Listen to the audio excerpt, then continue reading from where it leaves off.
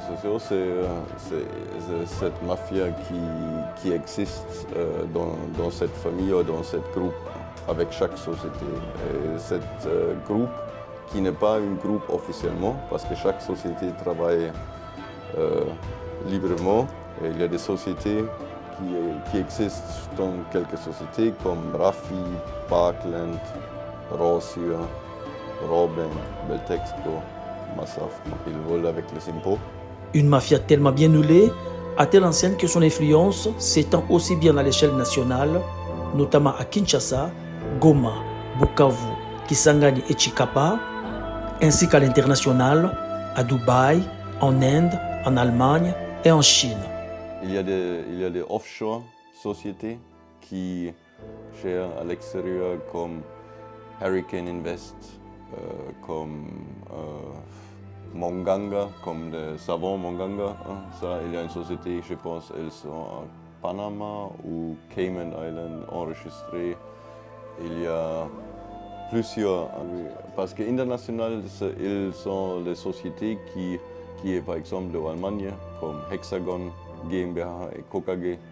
Il y a Hexagon International qui est à Dubaï, des sociétés à l'extérieur, mais aussi avec M. Tulaningate, le chef de société basée par exemple en Allemagne, Hexagon GmbH et KKG.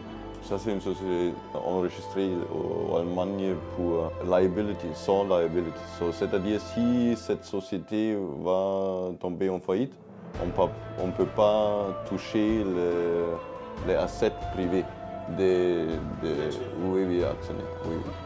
Hexagon International, c'est à Dubaï, Bremen, Allemagne. Chacune des sociétés du groupe Krauji a un rôle bien spécifique dans cet écosystème mafieux.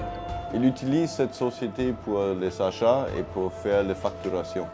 S'il achète dans une lysine, c'est cette société qui va acheter ça et va faire les exportations, mais aussi les sous-facturations. Il achète tout pour Beltexco.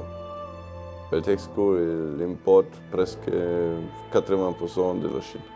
Et aussi les Compal, c'est des Colombiens. Et la raison pour laquelle ils utilisent sept pays pour l'importation, par exemple, si tu veux acheter en Europe, l'Europe ne va pas te laisser faire une autre facture. C'est la raison pour laquelle ils ont commencé à chercher partout.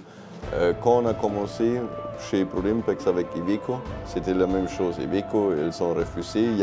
Yamaha aussi. Yamaha avant, ils ont refusé pour utiliser Hexagon par exemple, parce que il faut faire le business direct.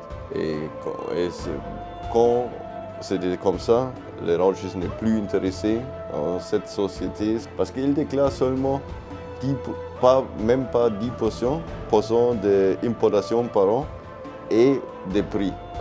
Comme j'ai expliqué, s'ils achètent un véhicule pour $50,000, c'est par exemple le Hexagon en Allemagne, il y a aussi dans le hard drive toutes les preuves. Ils vont mis le prix pour $25,000. Il économisait $25,000 d'impôts. C'est-à-dire Jules, il connaît comment il fait les impôts parce qu'il fait le bilan pour le groupe.